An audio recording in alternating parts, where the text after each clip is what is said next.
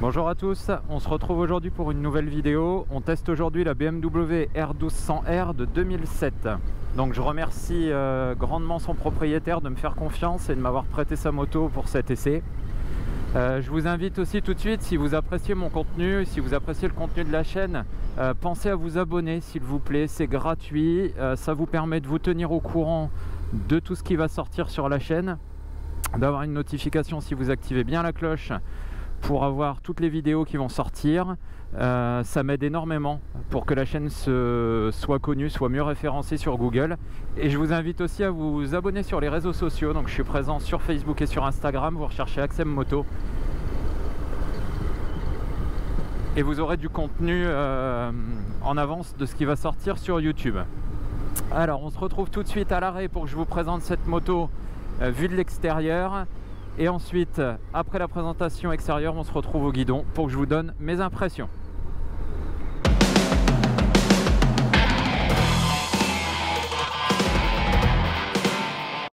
Alors, je me suis arrêté pour vous présenter donc cette BMW R1200R. Donc, on est sur un modèle de 2007.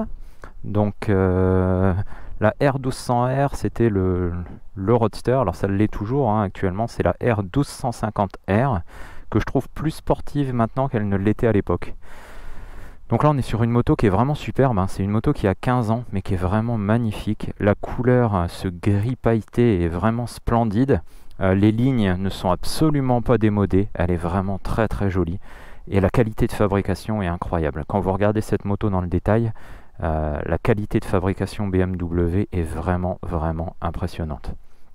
Le seul reproche que je pourrais lui faire au niveau esthétique, c'est les valises. Je trouve que la moto a une ligne moderne, a vraiment une ligne moderne, elle n'est pas démodée du tout malgré ses 15 ans. Par contre les valises, je trouve qu'elles font vraiment vieillotte, quoi. Ça lui donne un côté un peu pâteau derrière, je suis vraiment pas fan. Personnellement, ouais, j'aurais préféré un modèle qui soit plus de la couleur de la moto, peut-être un peu plus arrondi ou simplement un top case. Alors elles sont très pratiques ces valises, hein. C'est les valises qu'il y avait sur toutes les BM de l'époque, mais je trouve elles vieillissent un peu la moto, alors que quand vous la regardez en faisant abstraction des valises, elle a vraiment une ligne qui est magnifique, quoi. Elle est superbe. Bon, en plus celle-là est dans un état vraiment splendide. Alors, au niveau technique sur cette moto, donc elle est motorisée par un moteur boxer BMW 1200 cm3, bicylindre à plat, simple arbre en tête, 4 soupapes par cylindre, alimenté par une injection. On a ensuite une transmission par cardan. Le silencieux est à gauche, le cardan est à droite. Donc on voit cette magnifique pièce. La moto dans sa version libre fait 108 chevaux et dans la version française 106. Voilà, ça se joue à 2 chevaux. Donc c'est assez rigolo d'avoir été obligé de brider une moto pour 2 chevaux. Donc autant vous dire qu'on sent absolument aucune différence entre une version libre et une version bridée. Au niveau des suspensions, vous retrouvez donc le système télélever à l'avant de chez BMW, donc avec la fourche, avec ce bras qui vient se rattacher à la structure de la moto et l'amortisseur qui est derrière. On retrouve à l'arrière un amortisseur avec le système paralever de chez BMW. Donc système d'articulation un peu particulier à BMW. Donc je vous expliquerai après en dynamique un petit peu les qualités et les avantages de ce système. C'est plus intéressant d'en parler quand on a le ressenti en train de rouler. On a une boîte de vitesse à 6 rapports, un embrayage hydraulique, un système de freinage BMW avec 2 disques de 320 à l'avant, étrier 4 pistons, un simple disque à l'arrière, et le freinage est un freinage intégral ABS, c'est-à-dire que le freinage est couplé, donc la répartition de la force de freinage entre l'arrière et l'avant se fait automatiquement, et vous avez un ABS intégral, donc ABS à l'avant et à l'arrière. La monte de pneumatique, on est sur une monte assez standard, en 180 à l'arrière, 120 à l'avant. Au niveau du poste de conduite, alors je vais monter dessus, ça sera plus simple pour vous expliquer tout ça. Hop, voilà. Donc vous retrouvez en commande donc un bouton info. Donc je vais allumer le tableau de bord, ça sera plus pratique.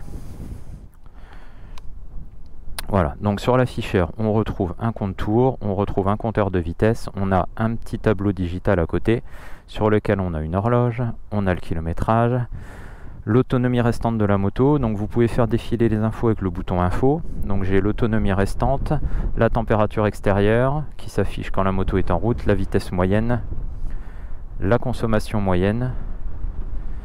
En dessous j'ai ma jauge d'essence, ma température d'huile moteur. Donc on est sur un refroidissement air-huile. Donc ça c'est pas la température du liquide de refroidissement, mais c'est un niveau de température d'huile moteur. Et un gros indicateur de rempart engagé au milieu.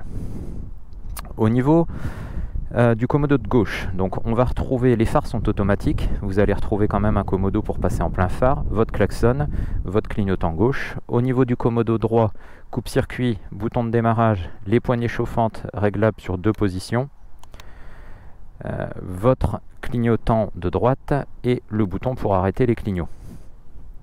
Alors, en voyant les poignées chauffantes, me fait penser que je ne vous ai pas expliqué la liste des options qu'il y avait sur cette moto.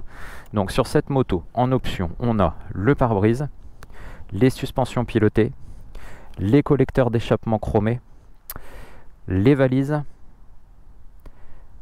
l'ABS qui était en option, l'ABS, le freinage intégral ABS, et je ne dois rien avoir oublié.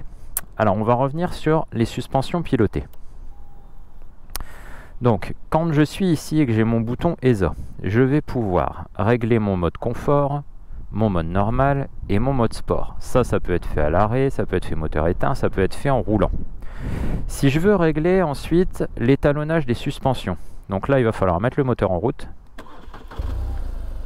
Et je vais maintenir mon bouton appuyé. Donc si je maintiens mon bouton appuyé, je peux passer à solo avec des bagages. Si je retiens appuyé, je peux sélectionner duo. Et si je retiens encore appuyé, je repasse en mode solo.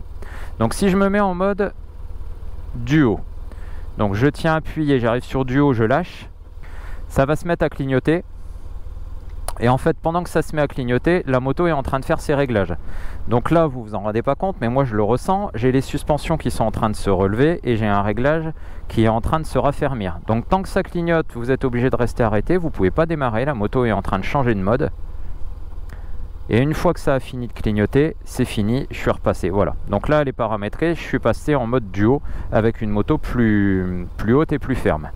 Si je retiens appuyé jusqu'à retrouver mon mode solo, ma moto va se remettre à clignoter. Voilà, elle change ses réglages. Et quand elle a fini de clignoter, on est repassé sur notre mode traditionnel. Alors je ne sais pas si on le voit, en plus elle est sur la béquille centrale, donc on va pas bien s'en rendre compte. Mais quand vous êtes assis dessus, vous sentez vraiment votre moto qui monte et qui descend. Alors sur cette moto, tout est vraiment qualitatif, hein. On voit les moindres pièces sont vraiment d'une qualité magnifique. Les fourreaux de fourche sont vraiment superbes. Les culasses en magnésium sont magnifiques. L'échappement est vraiment une belle pièce massive. Même le petit porte-bagages à l'arrière, le porte-bagages ici qui est en aluminium, c'est vraiment une belle pièce. C'est du solide, siglé BMW. Ça respire vraiment la qualité.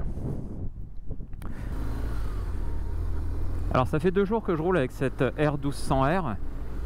Donc je me suis déjà fait une première bonne impression de cette moto. J'ai déjà roulé avec sur départemental, en ville. La première chose qui m'a frappé quand je suis monté dessus, c'est déjà la facilité. Donc c'est une moto qui, malgré son poids, une fois en route devient tout de suite extrêmement maniable. Et ce qui m'a épaté le plus, c'est le sentiment de sécurité qu'on a à son guidon. Donc le combo des suspensions télélever, paralever, plus le freinage intégral ABS de BM, en termes de sécurité, c'est vraiment extraordinaire. Vous avez une moto qui reste toujours parfaitement stable, une moto qui ne va pas du tout plonger au freinage. Donc en cas de freinage d'urgence ou de freinage un peu appuyé, vous avez une moto qui garde bien son assiette, qui reste bien à plat. Et un sentiment de ce fait de sécurité, on a l'impression qu'on peut freiner toujours plus fort, on a l'impression qu'il n'y a pas de limite, qu'on ne va pas avoir de surprise sur des gros freinages, même quand le revêtement est légèrement bosselé, même quand la route est légèrement glissante. Vous avez une moto qui reste bien à plat, un dosage entre le frein avant et arrière qui est parfait, et vous avez toujours en garde-fou l'ABS qui va venir vous empêcher de perdre l'avant sur des gros freinages. Donc ça, c'est vraiment ultra sécurisant et appréciable. Deuxième chose que j'apprécie énormément sur cette moto, c'est la douceur. c'est que tout est onctueux, tout est doux. L'embrayage est doux, l'accélérateur est doux, le moteur est doux. Alors, on est quand même sur un bicylindre, donc en dessous de 2500 tours, c'est pas non plus un modèle de douceur, hein, c'est pas un 4 cylindres, on est bien d'accord. Mais l'utilisation est ultra agréable, vous enroulez sur petite route. Donc là j'ai les suspensions qui sont réglées en mode confort, en mode solo. Et là sur petite route, légèrement bosselée, la moto absorbe tout, la moto reste bien à plat. Le moteur est hyper doux. Alors la moto est entièrement d'origine, donc elle fait pas de bruit. Quand on n'accélère pas fort, on ne l'entend pas. Et du coup on cruise tranquillement dans le confort. Alors ce matin il fait pas super chaud, donc j'ai testé les poignées chauffantes. Donc là les poignées chauffantes elles sont réglables sur 2 positions. Je suis en position 1 et ben ça chauffe déjà sacrément. Donc franchement elle marche très très bien. C'est vraiment, j'ai mis des gants qui sont fins, qui sont pas doublés, comme ça vous ressentez bien la chaleur de la poignée. Et elle marche vraiment très très très bien.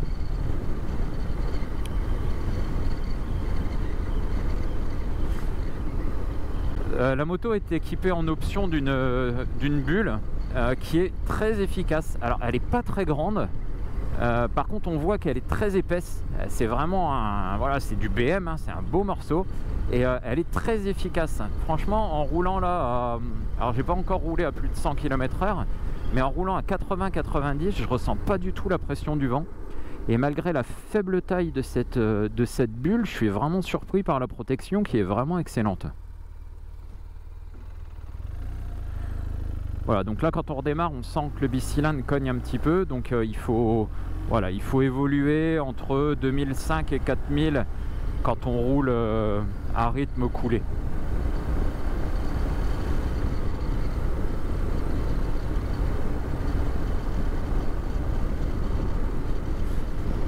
Donc cette moto, malgré ses 15 années, était déjà équipée en option du système de réglage électronique des suspensions. Donc ça, ce système, je vous l'ai expliqué quand on était à l'arrêt, mais là en dynamique, je suis en mode confort. J'ai franchement essayé les 3 modes. Pour être tout à fait sincère, je vois pas la différence entre le mode confort, normal et sport. Sincèrement, alors il faudrait peut-être faire plus de kilomètres, refaire plusieurs fois la même route, mais franchement, je vois pas de différence. Là, vous voyez, je suis en mode confort. Donc je vais passer en mode sport. Voilà, donc il y a juste à appuyer sur le bouton ESA. Vous voyez qu'on est passé en mode sport. Franchement, j'ai pas changé de route, je suis sur le même revêtement. En termes de rigidité de suspension, franchement je vois pas de grande différence, quoi. Il y a des machines sur lesquelles entre un mode confort et un mode sport vous sentez vraiment une énorme différence. Vous avez une suspension qui est vraiment devenue beaucoup plus raide, avec une réponse à l'accélérateur beaucoup plus incisive. Là sincèrement je vois vraiment pas de différence.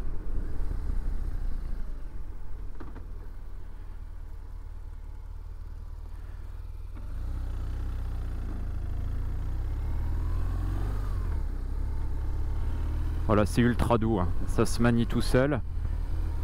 C'est vraiment hyper doux.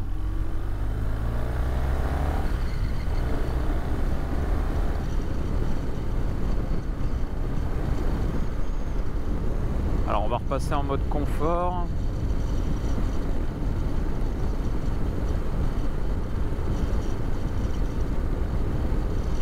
Voilà, donc là quand on évolue, je suis en 5e à 80 km/h, je suis à 3000 tours. La moto ronronne tranquillement. La consommation est très raisonnable, hein. Donc dans l'ordinateur de bord on retrouve la consommation. On est à 5,7 litres. 5,7 litres de moyenne, hein. Donc pour un moteur de 1200 cm3, c'est plus que correct. Voilà, donc c'est vraiment une moto qui est agréable pour cruiser. La selle est confortable. Alors au niveau passager, je trouve la selle un petit peu plus ferme. Je suis pas sûr que ça soit vraiment le top en termes de confort pour le passager. Par contre pour le conducteur on est vraiment bien. Donc j'ai les jambes qui sont bien ancrées dans le réservoir. J'ai les cylindres en fait qui viennent me protéger les jambes sur le côté. Les pieds ne sont pas trop en arrière, pas trop haut. On est vraiment bien posé. Le guidon est très large, donc je suis bien droit avec un guidon large. la visibilité dans les rétroviseurs est parfaite. Alors ça c'est rare. C'est rare d'avoir des motos avec une excellente visibilité dans les rétros. On est souvent obligé de rentrer les coudes pour voir derrière.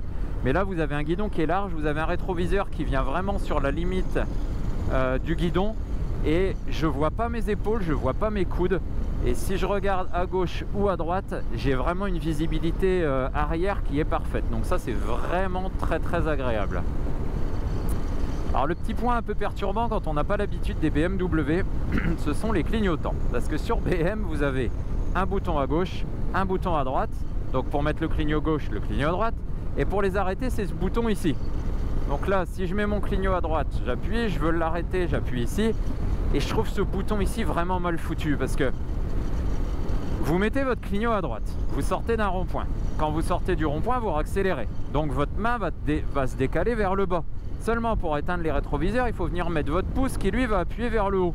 Et enfin, je trouve ça vraiment pas logique. Alors je pense qu'à la longue on s'y fait et que ça se fait de manière fluide, sans aucun problème. Mais franchement au début je trouve ça vraiment perturbant et pas logique. Le système qu'on a sur toutes les autres motos, système sur lequel il me semble que BMW est revenu maintenant, est quand même bien plus, à mes yeux, bien plus intuitif. Alors on va arriver en ville, on va pouvoir apprécier le comportement de cette moto en ville. Donc là, à 50 km/h en troisième, vous êtes entre 2005 et 3000 tours. Si je passe la 4, c'est... ouais, ça va. C'est limite, on sent que voilà, il faut relancer doucement pour pas que ça cogne. Mais ça passe quand même. Alors c'est tout doux, hein. C'est vraiment très silencieux. La moto est avec le silencieux d'origine et c'est vraiment hyper silencieux.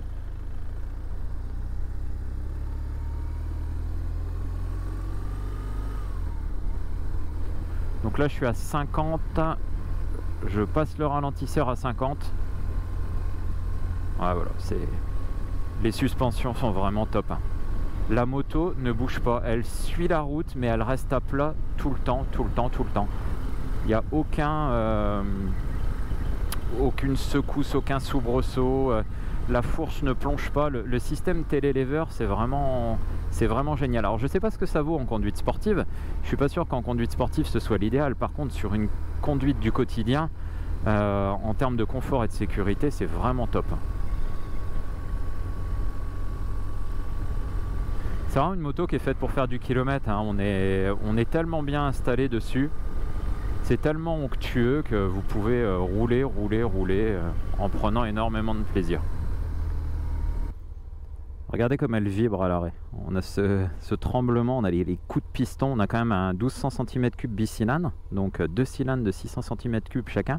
Ça cogne pas mal, hein. Et du coup à l'arrêt on voit la moto qui fait... il y a un arbre central d'équilibrage, mais la moto fait quand même gauche-droite comme ça, c'est assez rigolo. Et quand on met un petit coup de gaz, regardez comme elle part à droite. C'est assez rigolo. Alors la boîte c'est du caviar.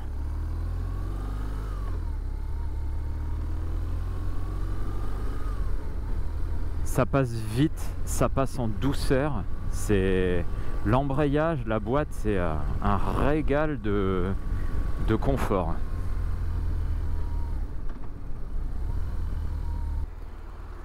Au niveau hauteur de selle, c'est raisonnable, hein. Je fais 1m78. Quand je suis réglé en mode solo, j'ai les deux pieds posés à plat par terre. Donc vous n'avez aucun problème pour manier la moto. Après, quand les suspensions sont réglées en mode duo, la moto se lève. Elle est un peu plus haute et là je me retrouve du coup un petit peu plus sur la pointe des pieds. Mais en mode solo, suspension confort, à 1m78, j'ai les deux pieds à plat. Alors on n'a pas parlé tarif, donc cette moto en 2007, le prix de base catalogue était de 12 000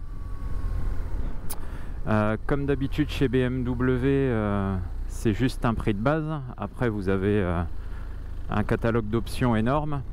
Donc sur cette moto, je vous ai cité quand on était à l'arrêt toutes les options qu'il y avait. Il y en avait quand même un certain nombre. J'ai pas demandé confirmation à son propriétaire, mais je pense qu'il y a, à mon avis, pas loin de 3 000 € d'options. Donc ça nous faisait une moto neuve en 2007 aux alentours de 15 000 euros. Actuellement, un modèle comme celui-ci, donc c'est une première main ultra entretenue dans un état irréprochable. En occasion, on est à 6 000, 6 500 euros, je pense, à peu près, pour un modèle de 30, celle-là à 31 000 km. 6 000, 6 500 euros, c'est à peu près le tarif. Donc franchement, à 6 000, entre 6 000 et 6 500 pour une machine comme ça, si elle a été bien entretenue, si c'est une moto qui a été propre et soignée, c'est des machines qui sont hyper fiables.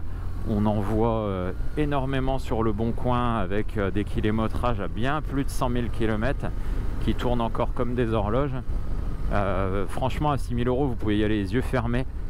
C'est vraiment une super machine parce que vous avez la qualité de fabrication BMW, vous avez un équipement pour une machine de 15 ans qui est franchement déjà plus que top, hein. Il y a beaucoup de motos, même encore maintenant récentes, qui sont pas aussi bien équipées.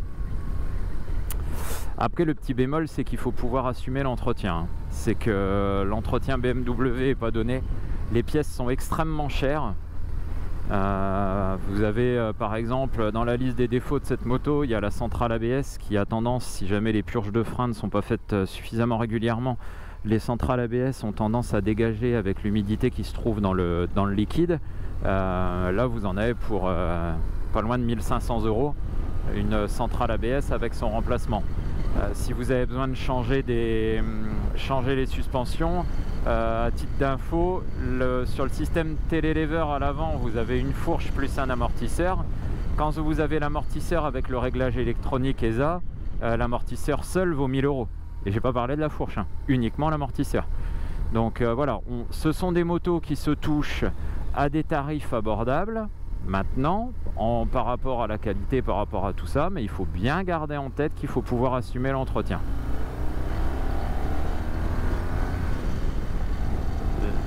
La main d'œuvre chez BMW n'est pas donnée. L'entretien, il y a quand même des choses à faire. Et les factures sont vite assez salées. Alors on va sortir un peu de la ville, faire un petit passage sur l'autoroute pour voir un petit peu à la fois l'accélération de cette moto dans la voie d'insertion et voir un petit peu son comportement à vitesse un petit peu plus élevée. Alors je rappelle que je suis toujours en mode confort, j'ai pas changé, comme je vois pas de différence, je suis resté sur le mode confort qui pour moi est le plus adapté à la philosophie de cette moto. Voilà, donc là en courbe ça bouge absolument pas, je suis dans une voie d'insertion, la moto est extrêmement stable et sécurisante. On va pouvoir accélérer un petit peu pour s'insérer sur l'autoroute et voir un petit peu le punch de ce bicylindre.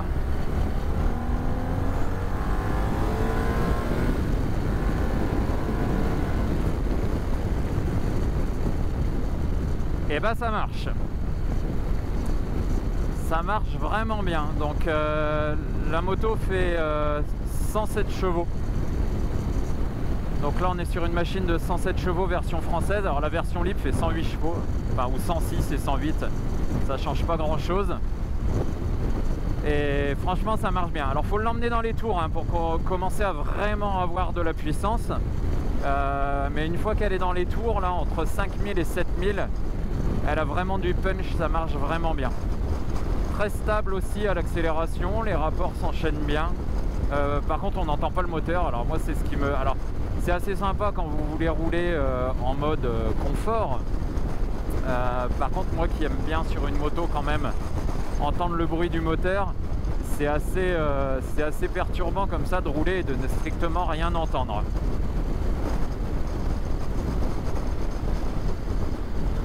Alors on va sortir pour rentrer de l'autre côté.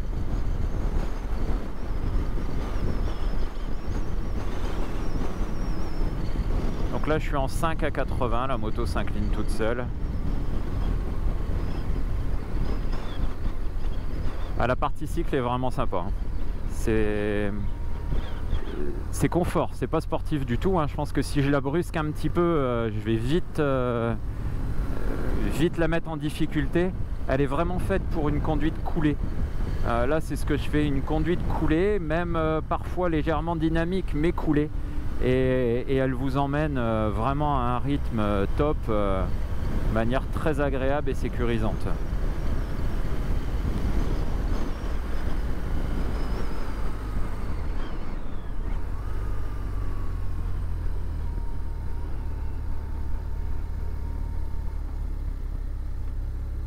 Ouais, ça tourne tout seul, ça bouge pas, c'est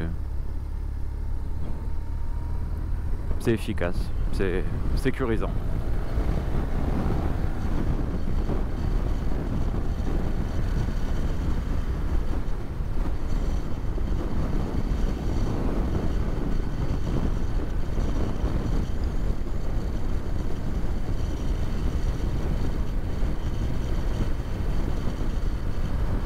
Alors on fait une petite accélération.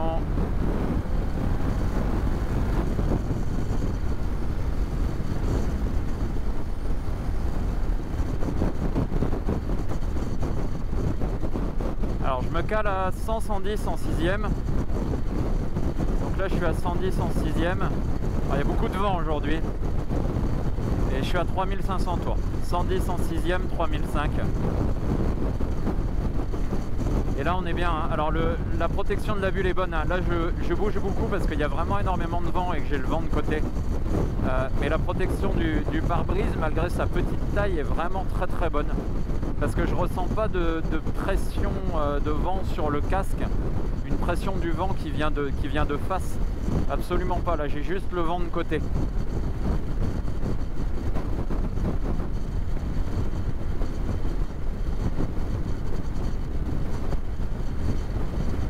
Pareil, j'ai aucune vibration. Là, à 100-110, je n'ai aucune vibration, ni dans la selle, ni dans les repose-pieds, ni dans le guidon. On est vraiment dans un confort royal. Alors, passer 110, quand on arrive sur 110-120, il y a une légère vibration qui apparaît. Mais si vous restez à 110 ou un petit 110, il n'y a rien du tout, quoi.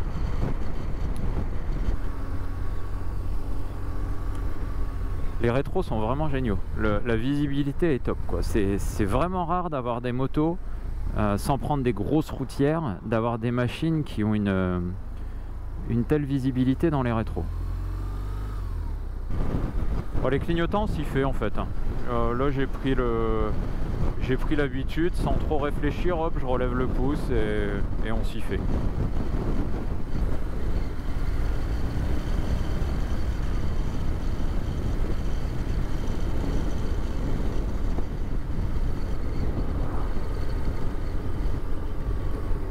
Alors dans la liste des options un peu atypiques pour l'époque, cette moto a un capteur de luminosité.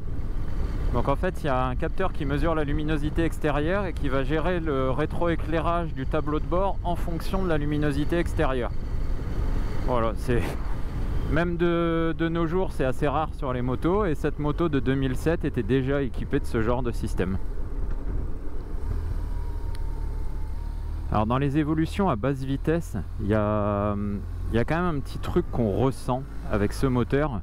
Quand vous redémarrez un stop ou un feu en tournant à droite et que vous êtes vraiment dans votre phase de démarrage et d'accélération, je retrouve, alors je ne sais pas si les propriétaires de BMW pourraient me confirmer ce sentiment dans les commentaires, mais je trouve que la moto vous embarque à droite. Donc quand on est à l'arrêt, au point mort, et qu'on met un petit coup de gaz, on voit que la moto elle met un petit à-coup à droite comme ça. Et plusieurs fois ça m'a surpris en redémarrant au feu ou en redémarrant au stop dans un virage à droite, et ben dans ma phase d'accélération, ma phase d'embrayage, j'ai eu la sensation d'une petite perte d'équilibre sur la droite. Alors je sais pas si c'est mon manque d'habitude avec cette machine ou si c'est vraiment une sensation vraie. Alors vraiment, s'il y a des propriétaires de BM ou des gens, dites-moi un petit peu ce que vous en pensez. Mettez-moi ça en commentaire. Mais moi j'ai vraiment eu plusieurs fois cette sensation là. Quand je le fais à gauche, ça me le fait absolument pas. Par contre, quand je redémarre tranquillement à droite sur un stop ou vraiment à basse vitesse, hein, au moment de la légère montée en régime et puis de la phase où je relâche l'embrayage, j'ai une sensation de... Comme une petite perte d'équilibre. C'est assez perturbant. Alors il va maintenant être temps de conclure cet essai. Donc qu'est-ce qu'on peut retenir de cette moto? On peut retenir de cette moto que c'est une machine qui va être parfaite pour celui qui recherche une moto pour cruiser dans le confort, la douceur, avec une excellente qualité de fabrication. Une machine qui soit durable, qui soit facile d'entretien au quotidien de par sa fiabilité et son système de transmission par cardan. Donc franchement, si vous avez un budget de entre 6 et 7 000 euros et que vous recherchez ce profil de machine, je pense que c'est vraiment une machine qui est excellente. Après, je vous mets juste en garde sur le coût de l'entretien. Tant que tout va bien, qu'il n'y a pas de souci, je pense que c'est abordable. Par contre, soyez prudent, soyez prêts à assumer le prix des pièces sur des machines qui ne sont plus garanties et dont les pièces peuvent très rapidement coûter très cher. Alors je ne sais pas ce qu'on trouve sur le marché de l'occasion en pièces, j'ai pas regardé, mais voilà, c'est un point qui pour moi doit peser dans la balance lors du choix de cette moto.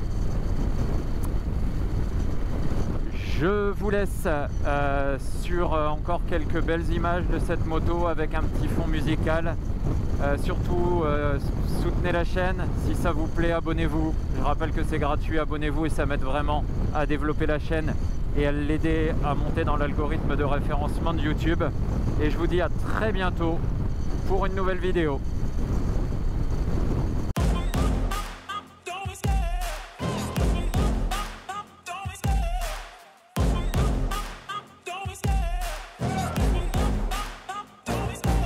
Love the chase and the hunt, and I set the pace when I'm running. I always take what I want and I always give it 100. Don't need a bank, no I'm funded. Play the game like it's nothing. I'm always thankful for something. Don't take for granted, stay humble. Now wake up, it's time to look at the enemy. Look in the mirror if he is no friend to me. It's not working out, maybe it's the chemistry. It's time to break up so I can make a better me. Better believe in your mind, cause it's everything.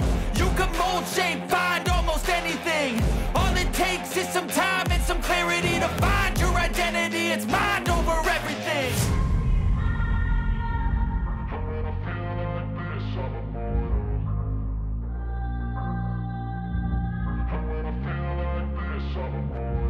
And when I feel like this, I'm immortal.